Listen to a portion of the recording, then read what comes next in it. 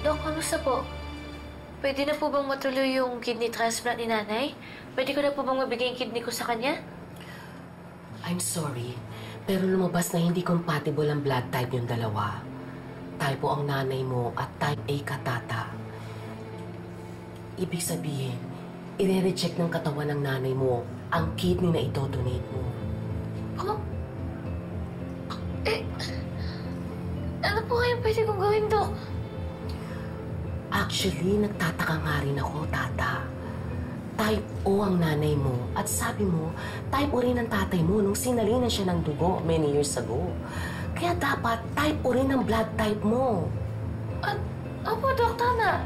Eh, baka mamaya po, nagkamali lang po yung sa test, yung mga resulta. Eh, baka pwede po natin ulitin yung mga test.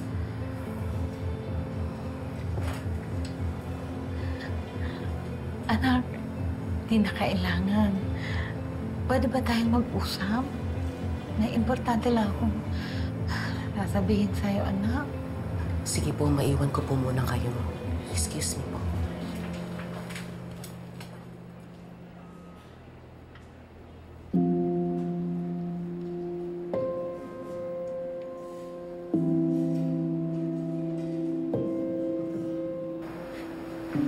Ay, ano po yung sasabihin mo? Eh, ba't ayaw mo naman po na ulitin natin yung mga test? Dapat gawin na po natin yung para magawa na po yung kidney transplant mo.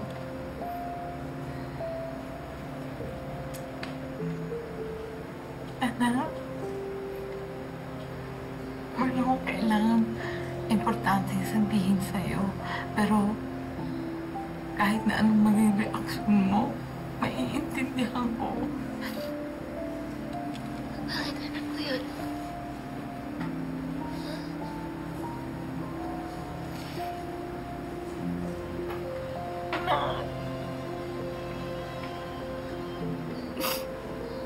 Anak kasi,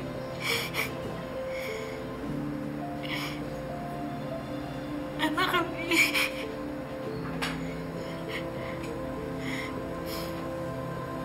hindi ako imong nanay.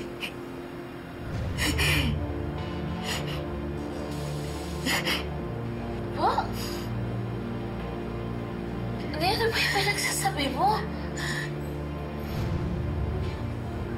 Hindi kita maintindihan. Ano po sinasabi mo?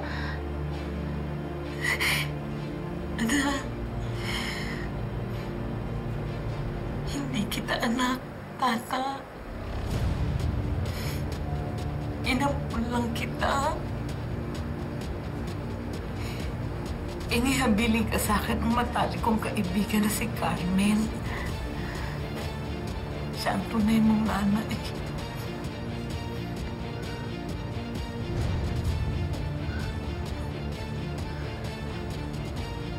Patawarin mo ko, anak. Anak. Sasabi mo, ikaw yung nanay ko. At panay. Anak, walang araw na ginawa ng Diyos na hindi ako nakukonsensya. Hindi ko sinabi sa iyong katotohanan ng pagkatao mo. Pero nangako kasi ako sa kaibigan ko. Sinabi niya sa akin, nasa panganib ang buhay mo.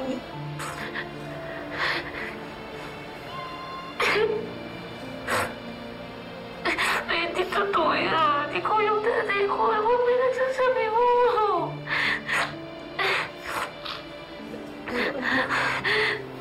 Kahit alam mo na ang katotohanan, panatiliin mong sekreto ito, ha? Sa pamilya lang natin, anak.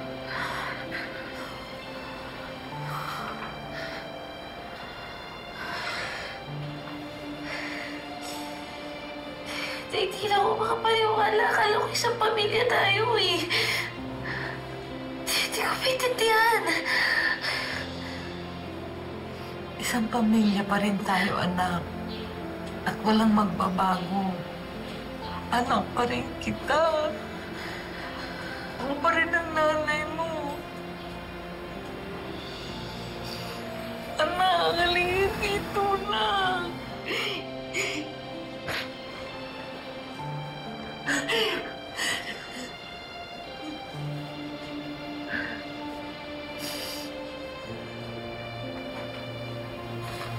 kita, anak.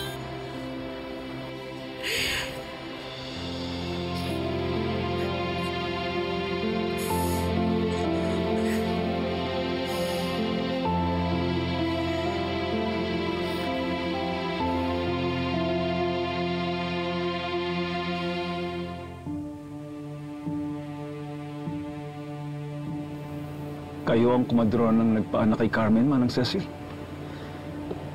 Oo. Dayo lang ho si Carmen sa amin sa Pabia. Sa sandaling panahon ho na magkakilala kami ni Carmen, wala naman ho siyang nabanggit sa akin na kamag-anak niya. Hindi ho siya kasi pala kaibigan. Hindi nga ho yan lumalabas ng bahay. Napaka-misteryosa po ng babaeng yun. May idea kayo kung saan siya lumipat nung umalis sa lugar niyo? Nung minsan ho, nagtanong siya sa akin kung may kilala ako sa Guimaras. Sabi niya kasi kailangan na daw niyang lumipat ng tirahan kahit na hindi pa gaano bumabalik yung lakas niya. Para ho siyang may tinatakasan. Hinala nga ho namin magkakapit bahay. Baka ho siya may kaaway na pinagtataguan. Huling beses ko na nakita si Carmen, kausap po niya yung anak niyang sanggol. Ewan ko ba? Parang nabinat yata si Carmen. Kasi humihingi ho siya ng tawad sa anak niya. Kasi ipapaampon na daw po niya. Iyak na iyak ko si Carmen. Hindi naman ho ako nang himasok kasi inisip ko na baka hindi naman gagawin ni Carmen yun. Imposible. Mabait si Carmen. Yun nga lang, malihim. Talagang malihim. Dahil manloloko. Emil, samahan mo muna sa labas si Manang Cecil. Sige po.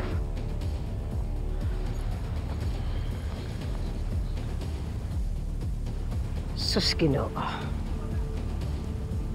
Hanggang kailan ka mahihibang sa paghahanap sa nawawala mong anak, ha, Greg?